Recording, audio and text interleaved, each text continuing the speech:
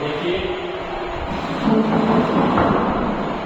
आज का टॉपिक हमारा है अनुसंधान के प्रकार।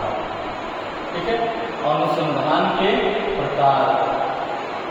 अनुसंधान कितने प्रकार का होता है? अनुसंधान मुख्यतः 2 प्रकार का होता है, और जो अनुसंधान के 2 प्रकार होते हैं वो महत्वपूर्ण प्रकार होते हैं। क्या होते हैं? महत्वपूर्ण प्रकार होते हैं। पहला प्रकार होता है शुद्ध अनुसंधान। पहला प्रकार होता है शुद्ध अनुसंधान। क्या होता है? शुद्ध अनुसंधान। और दूसरा प्रकार होता है व्यवहारिक अनुसंधान। शुद्ध अनुसंधान को हम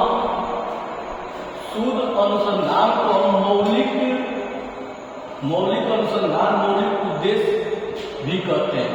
शुद्ध अनुसंधान को जिसमें प्राकृतिक की घटनाओं का, शुद्ध अनुसंधान वह अनुसंधान है जिसमें प्राकृतिक घटनाओं का अध्ययन किया जाता है, जिसमें प्राकृतिक घटनाओं के बारे में जाना जाता है, जिसमें प्राकृतिक घटनाओं के बारे में समझा जाता है, जिसमें प्राकृतिक घटनाओं के बारे में ज्ञान अर्जन किया जाता है, वो शुद्ध अनुसंधान कहलाता है। शुद्ध अनुसंधान किसे कहते हैं? एक बार फिर समझ लीजिए। शुद्ध अनुसंधान वह अनुसंधान है जिसमें प्राकृतिक घटनाओं का अध्ययन होता है, जिसमें प्राकृतिक घटनाओं के बारे में जानकारी प्राप्त होती है, जिसमें प्राकृतिक घटनाओं के बारे में ज्ञान अर्जन होता है, वह शुद्ध अनुसंधान कहलाता है। दूसरा है व्यवहारिक अनुसंधान। देखिए, शुद्ध अनुसंधान पे कोई समझौता नहीं हो सकता है। अगर वन है तो वन ही रहेगा। समझ रहे हैं ना? क्योंकि जो चीजें खोज की जाएंगी प्राकृतिक के बारे में, जो तथ्य आएगा उसी तथ्य को ही कहा जाएगा, न कि उसके बारे में कुछ बना कर। व्यवहारिक अनुसंधान क्या है? व्यवहारिक खोज क्या है? व्यवहारिक अनुसंधान समाज को विकसित करने के लिए किया गया है। व्यवहारिक अनुसंधान क्या है? समाज को विकसित करने के लिए व्यवहारिक अनुसंधान का प्रयोग किया जाता है। समझ रहे हैं? देखिए, 2 तरीकों से अगर शिक्षा भी अगर हम प्राप्त करते हैं तो 2 औपचारिक और औपचारिक तमाम प्रकार की शिक्षण भी होता है। औपचारिक और तमाम प्रकार की जो भी चीजें हैं वो अलग अलग तरीकों में, कोई व्यवहारिक है, कोई तथ्यात्मक है। समझ रहे हैं ना? दोनों पहलुओं का होना जरूरी है। तथ्यात्मक भी जरूरी है और व्यवहारिक भी जरूरी है। उसी तरह से पहला है शुद्ध अनुसंधान और दूसरा है व्यवहारिक अनुसंधान। व्यवहारिक अनुसंधान का तात्पर्य होता है जिसमें समाज का विकास किया जाता है, विकास के बारे में कार्य किया जाता है, उससे व्यवहारिक अनुसंधान करते हैं। अब हम चलते हैं उस अनुसंधान का उद्देश्य क्या है, अनुसंधान चाहता क्या है, अनुसंधान का मुख्य उद्देश्य क्या है, अनुसंधान बना क्यों, अनुसंधान को पढ़ाया क्यों जा रहा है। ठीक है, अब उसको जानेंगे। अनुसंधान के मुख्य उद्देश्य कुछ है, उसको जानेंगे। सबसे पहले ज्ञान को विकसित करना। अनुसंधान कहता है कि जो भी प्राकृतिक घटनाएं हैं, जो भी प्राकृतिक में चीजें घट रही है, बढ़ रही है, जो भी कुछ नई चीज आ रहे हैं, जा रहे हैं, उन प्राकृतिक चीजों के बारे में ज्ञान को विकसित की जाए। आप ये बताइए, आज से 10 साल पहले प्राकृतिक के कुछ फूलों को हम लोग नाम जानते थे, लेकिन जैसे आज हम यहाँ आ गए तो प्राकृतिक में इतने फूल हो गए, इतने फूल हो गए, उनका नाम लेते लेते हम लोग थक जाते हैं। तो कारण क्या हुआ? लोग प्राकृतिक संबंधी ज्ञान को क्या कर रहे हैं? विकसित कर रहे हैं, नए ज्ञान की खोज करना।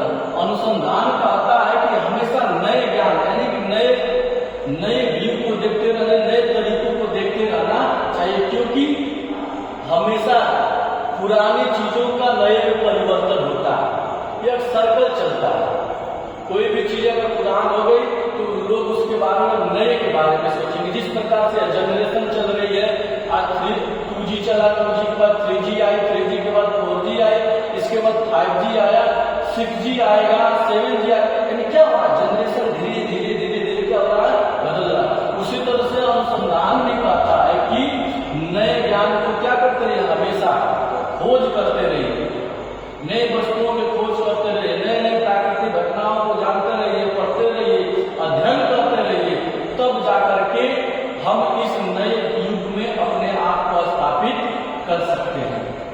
तीसरी बात कहते हैं व्यवहारिक समस्याओं का समाधान करना।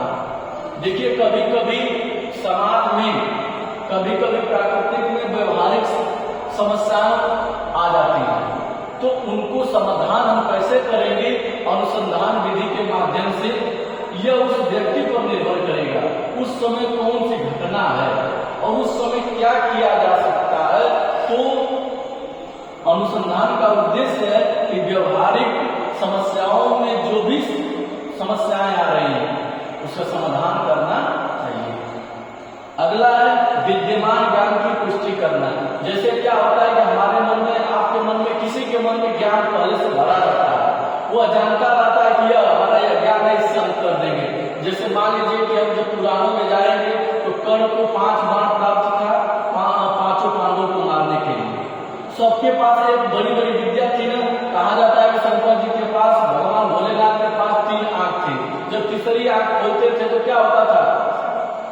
तो कहने का तात्पर्य कि जो भी व्यक्ति के पास ज्ञान है उसको क्या करना चाहिए?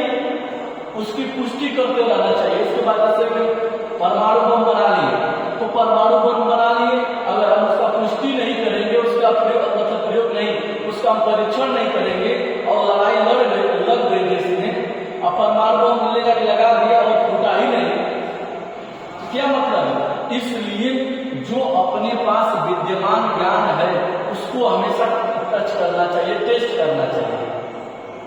क्या करना चाहिए? हमेशा परीक्षण करना चाहिए। फिर अगला है सामाजिक व्यवहार को नियंत्रित करना। देखिए अनुसंधान करता है कि समाज में बहुत सारे व्यवहार है, उसको नियंत्रित करने का कार्य आप ही कर सकते हैं। कैसे कर सकते हैं? अनुसंधान विधियों के माध्यम से। कभी कभी समाज में, बड़े बड़े समाजों में इतनी बड़ी भ्रांतियां उत्पन्न हो जाती है कि लोग उग्र हो जाते हैं। अब उसको कैसे शांत करेंगे, तकनीकी उसमें सोचना पड़ता है। आप ऐसे तो अगर नहीं शांत कर सकते, गए शांत हो जाओ, ऐसे कोई नहीं शांत हो सकता। शांत कैसे होगा? उसको तार्किक तरीके से, तकनीक तरीके से समझाना होगा कि आपका हित अहित हम लोग समझ रहे हैं, आने वाले समय में कहीं तो ऐसा कुछ होगा नहीं, इस चीज का हम लोग लिखित प्रमाण पत्र देते हैं, तब जाकर के कोई समाज या भीड़ नियंत्रित होती है। मानवता का कल्याण करना। इस धरा पर अगर व्यक्ति जन्म लिया है, इस पृथ्वी पर अगर व्यक्ति का जन्म हुआ है तो उसको मानव कल्याण करना चाहिए, समाज की सेवा करनी चाहिए, परिवार की सेवा करनी चाहिए, गरीबों की सेवा करनी चाहिए, निर्धनता की सेवा करनी चाहिए। सबसे बड़ा अगर मनुष्य, सबसे बड़ा इस पृथ्वी पर अपना पेट भरने के बाद कोई कर्तव्य आता है तो मानव सेवा आता है। समझ रहे हैं? कौन सा सेवा आता है? मानव सेवा आता है, यानी मानवता का कल्याण करते रहना चाहिए। और क्या? भविष्यवाणी करना। देखिए हमको हमेशा भविष्यवाणी करना चाहिए कि अब अगले दिन हम इतने मेहनत करेंगे, अब अगले दिन ये करेंगे। जब हम भविष्यवाणी करते हैं तो हमारे मन में एक शक्ति, अदृश्य शक्ति आ जाती है कि हमने घोषणा की है कि कल ये करेंगे, यदि नहीं करेंगे तो हमारी क्या होगा? इंसल्ट होगा। समझ रहे हैं ना? अगर हम ऐसा नहीं करते तो हमारा क्या होगा? इंसल्ट होगा। तो लोग उसको लेकर के क्या करते हैं? मेहनत करते हैं। तो अनुसंधान के ये प्रकार रहे, अनुसंधान की उद्देश्य रहे। समझ रहे हैं ना? यह बहुत ही अच्छा चैप्टर है। अनुसंधान का मतलब होता है खोज। समझ रहे हैं ना? हम हमेशा अपने आप को नए नए तरीकों से, नए नए तकनीकी के माध्यम से हम नए चीजों का अगर खोज करते रहेंगे हम बड़े खुश रहेंगे।